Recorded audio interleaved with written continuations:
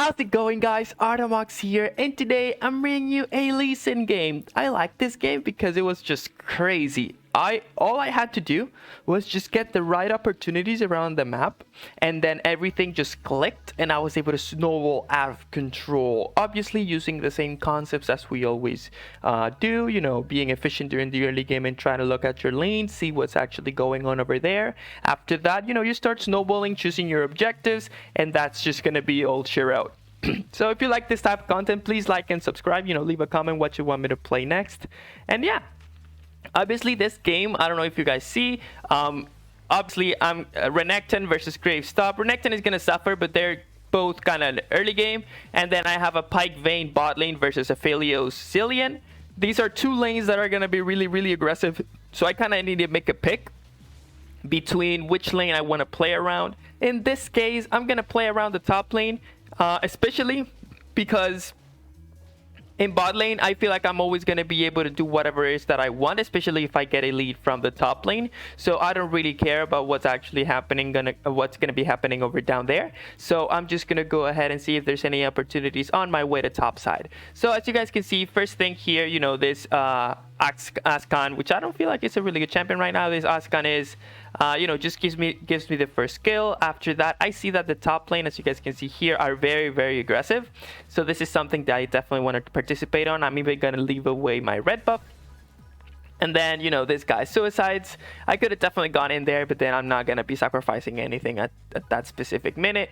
I don't think like that is something that we can definitely make use of. So I'm just going to go ahead and finish up the Scuttle Crab into a rotation towards my red buff. Obviously, again, all my movements here are depending on what's actually happening on every lane and my plan that I have for this game. Remember that I told you that I want to play around topside so that I get a lead, and then I'm going to be able to just one-shot the bot lane, if anything, so I'm not too worried about them for now. So, obviously, Graves keeps going aggressive. He is half HP because he has a big wave. He thinks that he can do something, but then again, all we have to do is just go ahead and kill him. There's a huge wave, guys, so we don't really want to fight over the huge wave. So all we just have to do is just make Graves get out of the wave and run away, so that we can just go ahead and kill him. Again, mechanics are very important so that you know how to play these situations out without making a mistake, because you know the main thing about this game and how you get a lead is that you're going to be farming, and then as you're farming, you're going to complement that farming with the opportunities that you're going to be getting. For example, at this specific moment, I'm 36 CS 2-0. And the build that I'm going to go for is going to be the Eclipse. Normally, you do go for the Gourd Drinker, but I like the Eclipse when I feel like I want to go super aggressive and, you know, basically an assassin Leeson.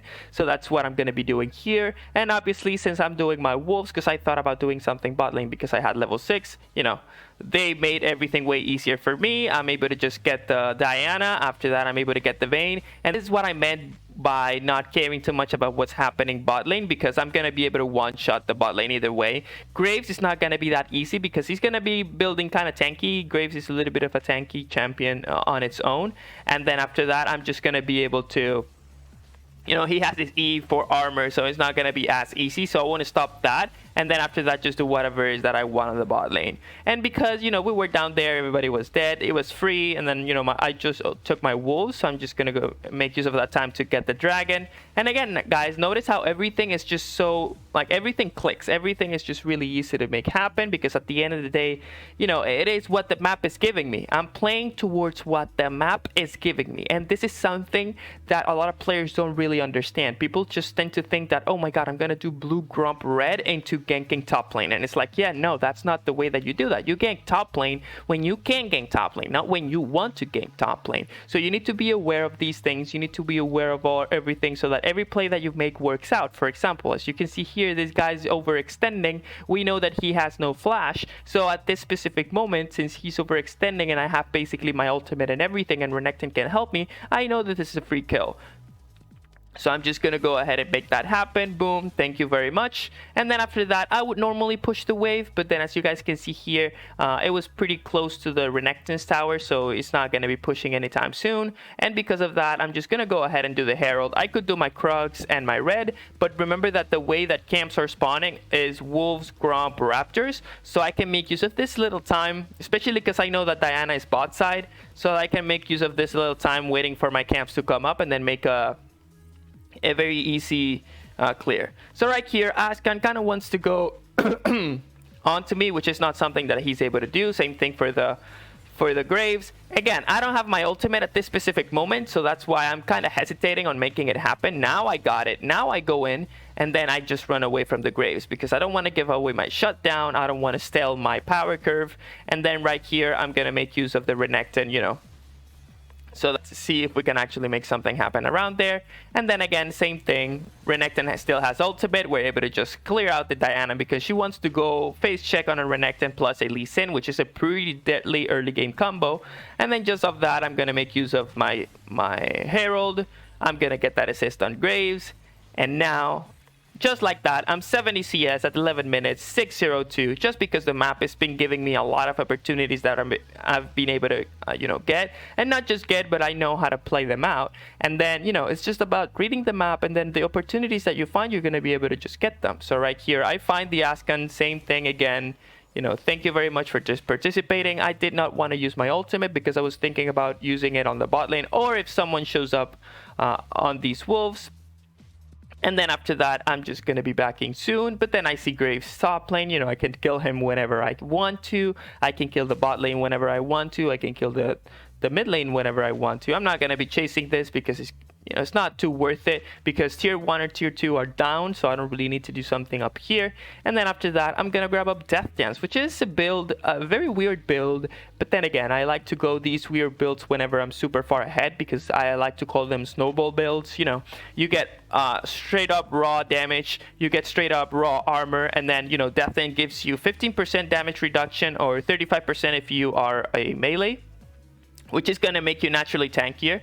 So that's what I like. So after that, I see this guy, you know, he wants to go in, and it's like, okay, you know, I'm going to go now for the mid lane tower because I can do whatever it is that I want to do. Boom, I'm able to just destroy it, and then I can rotate towards the bot lane to do the same thing. Obviously, there's a lot of ruckus going on in the bot lane. You know, I'm not going to be too desperate. You know, I'm doing my own thing. I'm just chilling. I'm massively ahead. I can just clean up, and this is basically what's going to be happening here. So I'm going to be able to kill the Graves, I'm able to kill the Pike, and then after that, you know, Askan cannot do anything. And we're just going to go ahead and make sure to get the tier 2. Because at the end of the day, guys, remember that every play that you make needs to have a reason. Notice, I killed the top lane, I got 2 top lane towers, and then I killed the mid lane, I was able to get the mid lane tower, and now I got the bot lane, which allowed us to get tier 1 and tier 2. This is how you play the early game. This is how you play whenever you play Lee Sin, whenever you have an early game champion. And this, people have no option. With this build and, you know, with the amount of power that I have, there's no way that these people are going to be able to duel me at any point in the game. I'm just going to go ahead and get the inhib. And that's just basically going to be all she wrote. After that, you know, we're just going to back. We're just going to spend the gold. But then unlucky, they just ended up FFing. So yeah. This was the game. Hope you guys enjoyed it. Let me know what you guys want me to play next. As always, stay healthy, drink lots of water, and have fun in the Rift, guys. See you in the next video.